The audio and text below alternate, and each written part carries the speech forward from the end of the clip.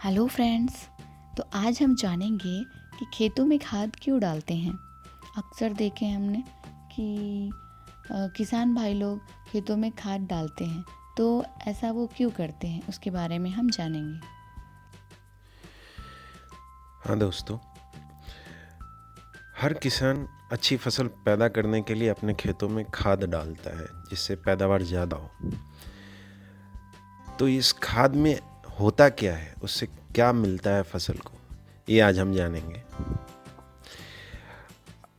अगर हम खाद न डालें तो सभी खेतों में फसल अलग अलग मात्राओं में उत्पन्न होती हैं, पैदा होती हैं। और अगर हम खाद डालें तो सामान्यतः सभी खेतों में पैदावार अच्छी होती है। तो खाद न डालने से पैदावार में अंतर क्यों होता है? हर खेतों में अलग अलग मात्रा में अनाज उत्पादन होता है, क्यों?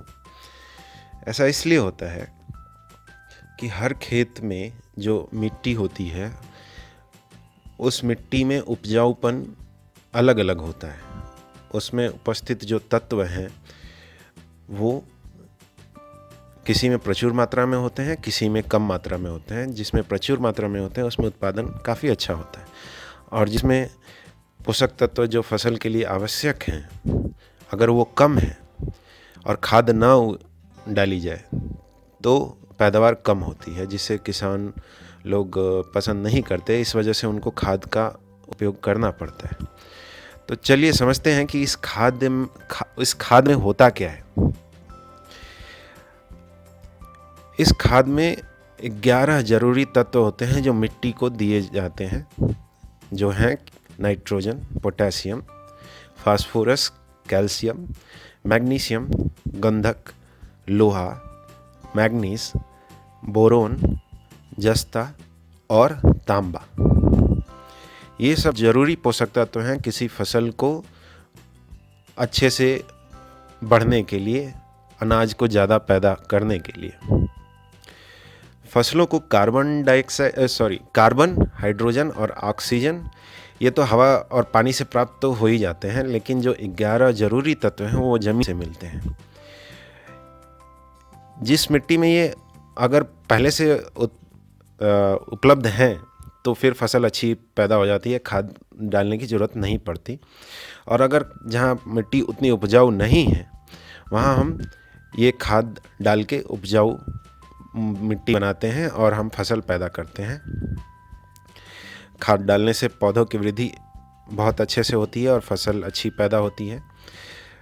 खाद सामान्यतः 2 तरीके की होती है, एक प्राकृतिक खाद और दूसरी रासायनिक खाद।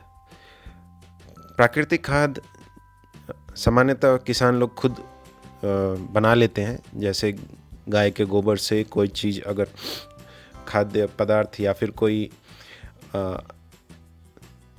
सामान्य पदार्थ अगर कोई सड़ गया है तो वो प्राकृतिक खाद में परिवर्तित हो जाता है। केचुआ के थ्रू भी प्राकृतिक खाद बना ली जाती है और वो भी काफ़ी उपयोगी होती हैं। और दूसरी होती है रासायनिक खाद, जिसमें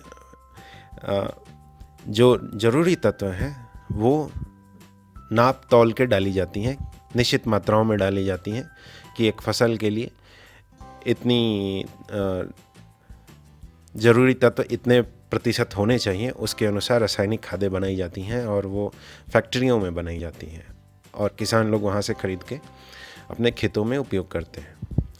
तो ये बातें हुई खाद के प्रकृति के बारे में, कितने तरीके की खाद होती हैं।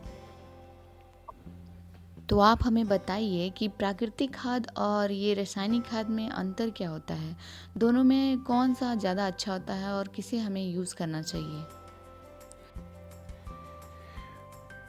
ये जो प्राकृतिक खाद होती है वो सामान्य तरीके से प्राकृतिक पदार्थों के थ्रू बनाई जाती हैं, जैसे गाय का गोबर, सूखे पत्ते या कोई और चीज़ जिसको ज़मीन के अंदर दबा दिया जाता है, ढक दिया जाता है और उसमें केचुआ डाल दिए जाते हैं, और वो जब सड़ जाता है केचुआ भी उसको खाकर और उसको निकालता है, तो प्राकृतिक खाद तैयार होती है। और रासायनिक खाद फैक्ट्रियों में तैयार की जाती हैं, जो केमिकल्स डाल के तैयार की जाती हैं और उसमें जो भी ज़रूरी तत्व हैं वो निश्चित मात्राओं में डाली जाती हैं। तो अगर बात की जाए कि कौन सा खाद अच्छा होता है, तो हाँ, प्राकृतिक खाद ज़्यादा अच्छी होती है क्योंकि उसमें कोई केमिकल्स यूज़ नहीं होते और वो ऑर्गेनिक खेती के लिए यूज़ होती हैं और उसमें कोई भी हार्मफुल तत्व नहीं होते, कोई भी हानिक पदार्थ नहीं होते। इसीलिए आज के ज़माने में लोग ऑर्गेनिक खेती कर रहे हैं और लोग पसंद कर रहे हैं उसके उत्पादन को और ज़्यादा से ज़्यादा मांग उसी पदार्थ की है क्योंकि उसमें कोई भी हानिकारक तत्व नहीं होते। लेकिन अगर वो रासायनिक खाद से कोई पदार्थ तैयार किया जाए, कोई भी खाद्य पदार्थ, कोई भी अनाज तैयार किया जाए, तो उसमें केमिकल्स ज़्यादा होते हैं और वो शरीर के लिए हार्मफुल हो जाते हैं। तो हाँ, प्राकृतिक खाद हमको ज़्यादा यूज़ करनी चाहिए, ऑर्गेनिक खेती करनी चाहिए, ये ज़्यादा लाभकारी है। तो दोस्तों, आज हमने जाना कि कौन सी खाद अच्छी होती है और खाद क्यों डाली जाती है।